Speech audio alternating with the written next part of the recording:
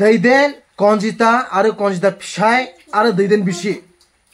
नोंथांमोना साब्रैबो एसे सामोल जा नङाब्ला बिगुरा जिजोबनो हागौ बुजिबायना आं बिराद रागा जोंबाय नोंसोरखौ गिबियावनो आंनि भिडिअ नायगिरि आंनिख्रुइ देरसिन दुइसिन गासैखौबो नोंथांमोनखौ आं चेनेलाव बरायग्रोनाय थाबाय दिनै आं नोंथांमोननि सेराव फिन आरोबाव मोनसे दासान्दि ससियेल मिडियायाव एबा स्पेशली जेतु यूट्यूब आरो फेसबुकआव सोलिबाय थानाय मोनसे गाज्रि भाइरेल सायाव बाथ्रा सावरायगोन मानो होननानै बुङोब्ला दासान्दि माने ओरैबायदि मोनसे गाज्रि गोहोम गोग्लैगासिनो दं बिथांमोननि भिडिअआ बिथांमोननि जिथु लाबोनाय कन्टेन्टआ जोंनि बे सुबुं समाजाव आं बेनि सायाव बाथ्रा सावरायगोन दा बे बिथांमोना सोर आरो मानि थाखाय बिथांमोना बेफोरबायदि इसेबां गोहोखौ मोनगासिनो दङ आं बेखौ नोंथांमोननि गेजेराव थोंजोङैनो शेयार खालामनो थांगासिनो दङ जास्ट नोंथांमोना भिडिअखौ जोबजासिम नायलां अब्लानो गासैखौबो बुजिनानै मोनगोन जे बिसोरनि आन्दोआव जे बेफोरबायदि कन्टेन्ट लाबोबाय थानायनि आन्दोआव मा थानो हागौ आरो बिथांमोना बेफोरबायदि कन्टेन्टखौ खनले खनले मानो लाबोबाय थागासिनो दङ दा जुदि बिथांमोना बेफोरबायदि कन्टेन्टखौ खनले खनले लाबोगासिनो दङ अब्ला बिनि आन्दोआव मोनसेल' जाहोन थागोन बेनो जाबाय मा रेभिनिउ माने यूट्यूबाव मोजां रेभिनिउ जानांगौ बिथांमोना रां आरजिनो हानांगौ बेल' मोनसे जाहोन किन्तु जोंनि पाब्लिकआ ओरैबायदि मोनसे जाम्बा जागासिनो दङ जाय बिथांमोनखौ सापर्ट खालामनानै जों जेबो गियानखौ आरजिनानै लानो हाखायाखै नाथाय गावनि फिसा फिसौनि जितु मेलेम साननाय हनायखौ माने गाज्रि फारसे गोथौ हाखर फारसे नारसोमनानै हरगासिनो दङ मिथिबायना थिग बेफोरबायदि भिडिअनिफ्राय जों साफ्रोमबो सांग्रां जानांगोन अब्लासो जों गाव गावनि फिसाफोरखौ मोजां सोलोंथाइ होनो हागोन आरो नङाब्लाथाय माने ओरैबायदि मोनसे गाज्रि गोहोम खोख्लैगासिनो दङ ओरैबायदि मोनसे गाज्रि गोहोमा गोग्लैगासिनो दङ जायनि माने इयुना माने बिराद खोमसि जाना थांगासिनो दं आरो बेफोरबायदि रोखोमनि भिडिअनिफ्राय दा बेनिखायनो आं पाब्लिक बिथांमोनखौ बुंगोन जे नोंथांमोना बेफोरबायदि रोखोमनि भिडिअखौ सापर्ट खालामनायखौ बन्द खालाम जुदि नोंथांमोना सापर्ट खालामा अब्लानो गावनो गाव बिसोर अट'मेटिक थैखागोन आरो मिथिबायना जे नोंथांमोनखौ जाम्बा बाहायगासिनो दङ जे नोंथांमोना बेफोरबायदि भिडिअखौ नायो नङा होमबा आरो ओरैबायदि मोनसे खोथा नाय जिहेतु पाब्लिकफोराबो जे बेफोरबायदि भिडिअखौसो नायनो बांसिन मोजां मोनो 90% पाब्लिकआनो माने बेफोरबायदि रोखोमनि भिडिअखौ नायनो मोजां मोनो जायनि जाउनाव बिथांमोना रेभिनिउ मोननायनि थाखाय बिथांमोना आरोबाव गोहो मोनो आरो गोहो मोनो जेब्ला बायदि बायदि रोखोमनि माने भिडिअखौ बिथांमोना खनले खनले लाबोबाय थागोन आरो पाब्लिकनि गेजेराव माने फोसावनानै होगोन आरो किन्तु बेनिफ्राय जोंनि सुबुं समाजाव इसिबां माने गाज्रि रोखोमनि गोहोम गोग्लैगासिनो दङ जों बेखौ रावबो माने सानस'नानै मोनाखै आरो सानस'नानै मोनदोंब्लाबो जों बेनि बागै सानाखै मिथिबायना जास्ट गावनि सेल्फ एन्जयमेन्टनि थाखाय माने एकदम नायो मिथिबायना मा बुंनो जों बयबो मिथियो आथिखालाव मिथिबायना जों साफ्रोमबो मिथियो जे आथिखालाव फरायफुनाय गथ'फोराबो मबाइल बाहायो मिथिबायना मबाइल इउज खालामो दा बिदिब्ला साननानै नाय जे बिथांमोननि जितु कन्टेन्टआ जाबाय एडाल्ट कन्टेन्ट नङा होमबा जेराव बिथांमोना गाज्रि राव बाहायो स्लें वर्ड्स इउज खालामो मिथिबायना किन्तु बेफोरबादि जुदि वर्ड्सखौ जुदि ससियेल मिडियायाव गिया लनानो ओरैबायदि मोनसे अपेनलि बाथ्रा सावरायनो हायोब्ला अब्ला बिथांमोननि मेन्टेलिटिखौ साननानै नाय ओरैबायदि मोनसे खोथा आरो दै दा जों ओरैबायदि मोनसे खोथा बुंनो हागोन जितु बिथांमोनाथ' सासे कन्टेन्ट क्रिएटरसो नङा होमबा जे बिथांमोननि थाखाय बियो मोनसे जास्ट भिडिअ अके बिथांमोननि थाखाय बियो मोनसे जास्ट भिडिअ नाथाय बेफोरबायदि भिडिअआनो जे नोंनि फिसा आंनि फिसा नङा होमबा बिनि गेजेराव जे बेसेबां मोनसे गाज्रि खोख्लैगासिनो दङ जों बेखौ माने दासिमबो सानस'नानै मोनाखै बेनिखायनो नोंथांमोनखौ बुंगोन जाय बिथांमोना बेफोरखौ एकदम माने ब्लाइन्डलि सापर्ट खालामो नङा होमबा सोरबा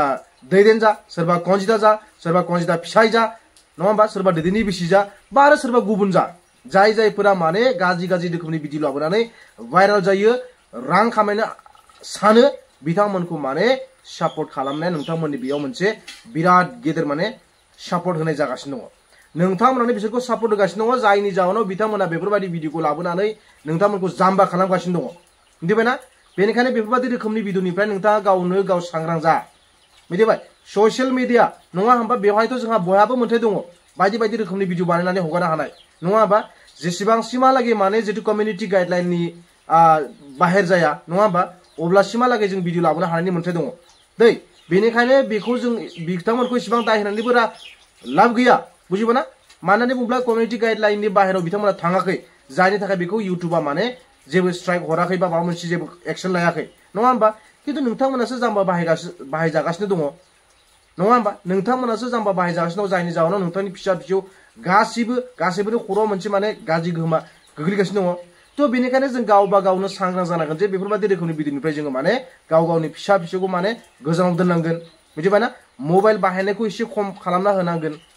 स्पेशली फरायफुनाय जितु लाइमोनफोर नङा होमबा बिथांमोननि गेजेराव माने बिथांमोननि खर'आव माने बिराद गाज्रि गोहोम खोलैदों बेफोरबायदि रोखोमनि भिडिअआ मिथिबायना स्लें वर्ड्स यूज खालामनाय मिथिबायना एनिफ्राय गाज्रि गाज्रि रोखोमनि जितु भिडिअ लाबोनाय नङा होमबा इनडाइरेक्टलि जा डाइरेक्टलि जा मिथिबायना बेफोरबायदि रोखोम भिडिअआ माने बिराद गाज्रि गोहोम खोख्लैगासिनो दङ आरो खोख्लैबाय थागोन इयुनावबो बेनिखायनो बिथांमोनखौ सापर्ट खालामनायखौ बन्द खालामथारला नों गावनो बुजिखा हसिखा नों बेफोरबायदि भिडिअखौ नायनो मोजां मोनो आरो नोंथाङानो नायगासिनो दङ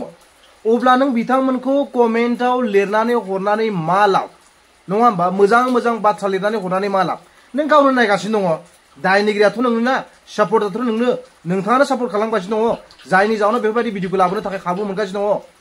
बिथांखौ दाय होनानै लाब गैया दायनिगिरिया नोंथाङासो बांसिन नोंथाङा मानोना बेफोरबायदि रोखोमनि भिडिअखौ नायगासिनो दङ आरो सापर्ट खालामगासिनो दङ बेनिखायनो बाथ्रायाव बुंनाय दं गुबुनखौ दाय होनायनि सिगाङाव माने जों गावखौ सिनायग्रोनांगौ बेसो रावा मिथिबायना बेसो रावा ससियेल मिडियायाव कमेन्टआव मोजां मोजां लिरनानै जाया नों गाव मोजां जाग्रो बेफोरबायदि रोखोमनि भिडिअखौ नायनायखौ बन्द खालामग्रो मोजां मोजां कन्टेन्ट क्रिएटर दं जोंनि बर'फोरनि गेजेरावबो बेफोरबायदि रोखोमनि भिडिअखौ नाय आंनिखौ नाय होननानै आं बेखौ बुङाखै नाथाय मोजां मोजां कन्टेन्ट क्रिएटर दं बिथांमोननि भिडिअखौ नाय गियान आरजिनानै लानो हागोन आल्टु फाल्टु भिडिअखौ नायनानै लाब गैया मिथिबायना बिथांमोना जेब्लायबो एडाल्ट कन्टेन्ट लाबोयो एडाल्ट कन्टेन्टआ जाबाय नोंथांनि फरायफुनाय लाइमोन देरफुनाय लाइमोनफोरखौ माने बिराद गाज्रि खोख्लैयो आरो बिथांमोननि गामिनि रायजो राजाखौथ' मा बुंगोन जाम्बा साइसनि गोजा नामा सिमा बारनानै भिडिअ बानायो सिमा बारनानै सोदोबफोरखौ बाहायो बेफोरखौ दबथायनो हायो जाम्बा जाम्बिफोराथ' दंजोबो नामा आंना बेफोर साननाया फैयो आरो गोसोआव दै एसे सिमा थानांगौ मानसिया सिमानि सिङाव थानांगौ बांद्राय सिमा बारनाया गाज्रि मिथिबायना दासिमहालागैथ' थिग दं फैसा मोननायनि थाखाय नोंथांनि मेगना खाना जाना दं नाथाय इयुनाव बुजिबायना बेफोरो नोंखौ रियेलाइज खालामहोगोन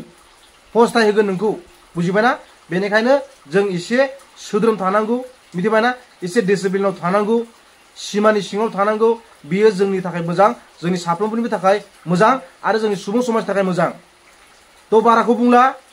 जुदि नोंथाङा बेफोरबायदि रोखोमनि भिडिअखौ नायोब्ला अब्ला नोंथाङा बिथांखौ सापर्ट होगासिनो दङ आं बेखौल' बुंनानै दिनै भिडिअखौ बेयावनो फोजोबबाय गोजोन्थों।